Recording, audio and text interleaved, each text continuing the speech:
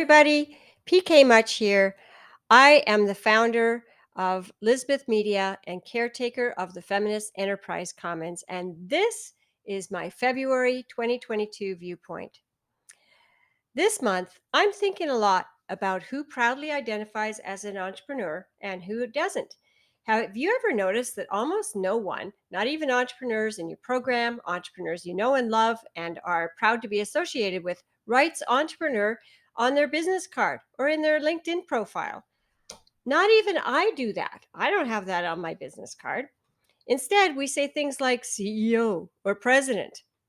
Well, I can't say I know for sure why this is, but reading about entrepreneurship history gave me some idea. Historians tell us that entrepreneurs, people who traded goods and services, have been around for an estimated 20,000 years or more. To put that in perspective, that was the Ice Age.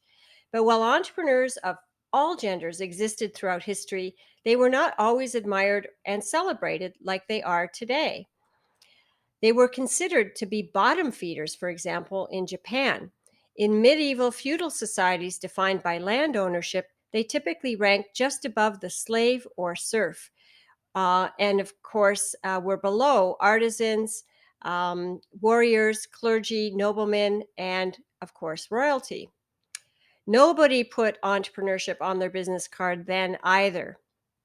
So, why were they not respected contributors to society?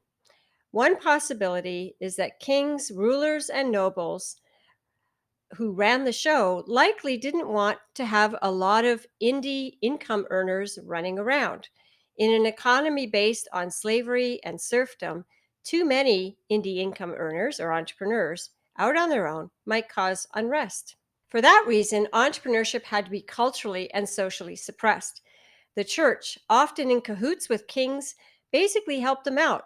They pointed them to holy books, which made it clear that trading and making money from money is ungodly.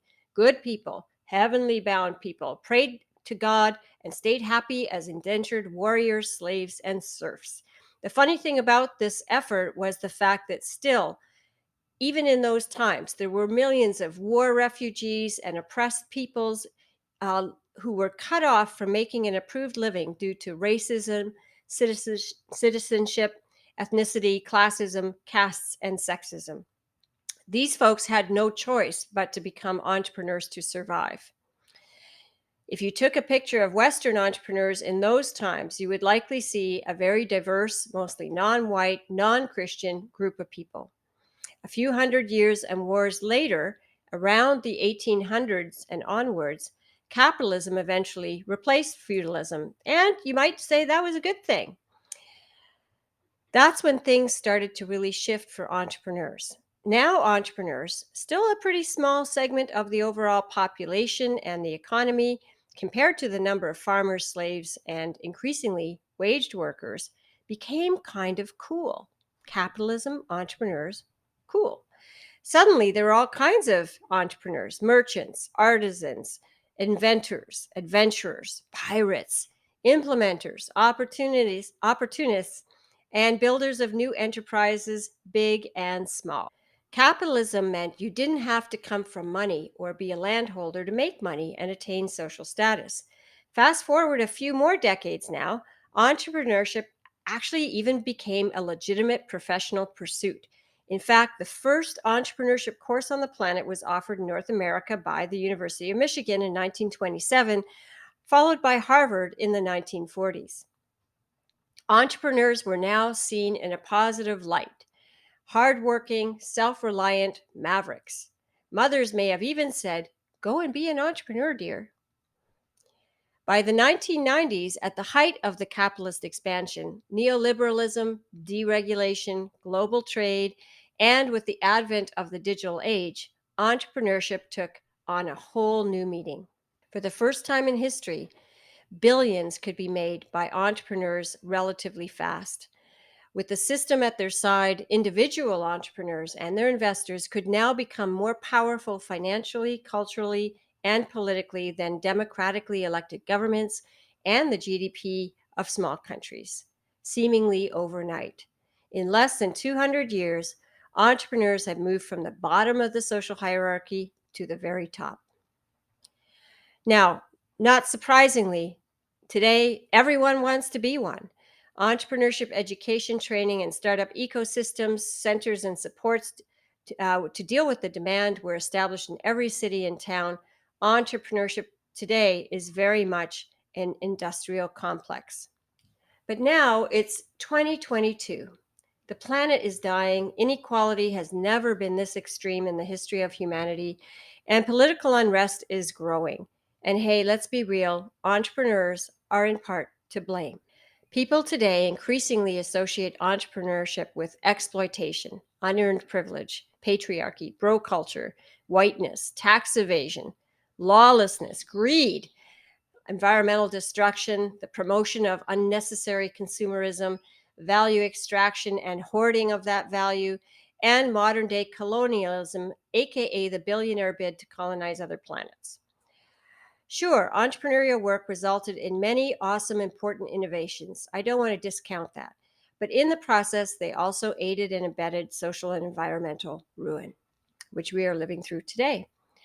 Because of all of this, I totally get why no one wants to put entrepreneur on their business card today. But what, if anything, could change that? Last week, I decided to participate in an event. It was an awesome event, SVI Hollyhock Women's Conference. There I met this amazing woman, Dr. Tamsin Woolley Barker, an evolutionary anthropologist, biomimicry pioneer, and best-selling author of Teaming. She is also the CEO of teenlab.com for leaders, and she's the dean of the Geoversity School for Biocultural Leadership. Dr. Tamsin, in sum, believes that the entrepreneur's role in society has shifted from pollinator in the early days to parasite in more recent days, and now it needs to shift again towards being recognized as a pioneering species. So first we were economic pollinators, spreading ideas and goods and services far and wide. The past 50 years, entrepreneurs have mostly acted like parasites, feeding on their hosts until they die. But in the future, could entrepreneurs be more like lichen and fungi? Both examples of pioneering species that in nature play the role of ecosystem healers, not destroyers. Pioneering species are the first to appear after a fire. They work to break down unlivable conditions like rocks and revivify the ground so that something new can take root. By sticking to an optimum natural size, by living, feeling, co-creating, collaborating, and adapting, they create the conditions for new ideas and new systems to grow. They are creating a pathway for a whole new natural world tuned in ecosystem to evolve, full of previously unknown co-creations and living adaptations. This idea got me thinking. So what if the point of entrepreneurship today was to get our lichen game on? And what if our job at this time in history was to break things down so that new things could grow? What if entrepreneurship stood for healers of the planet and society? What if it stood clearly for renewal versus extraction? Maybe then we would actually see it proudly proclaimed as a profession on people's business cards. In fact, I think I'm going to write that down right now. That's my viewpoint for February 2022. It's also my 5th viewpoint video. If you missed the others, you can watch them all on LiisBeth's YouTube channel. The link is below. And don't forget to show up for gender justice and support your sisters working in grassroots organizations, women's organizations in your town, city, or region on March 8th, International Women's Day 2022. These are the organizations on the front lines: shelters, advocacy groups, and economic empowerment programs, often for women in crisis. The Women's Climate Crisis March is also happening that day, and they all need your support. The fight is far from over. See you in March. You want me to cook your food, you want me to iron your clothes. It's Friday, and you want me to take you out, you want me to open your door, you want me to pay the check. Hey! It's feminist o'clock, 'cause depending on the time, you're a feminist or not. Hey, hey, it's feminist o'clock, 'cause depending on the time, you're a feminist or not. Sometimes you expect my visa goal to take care of the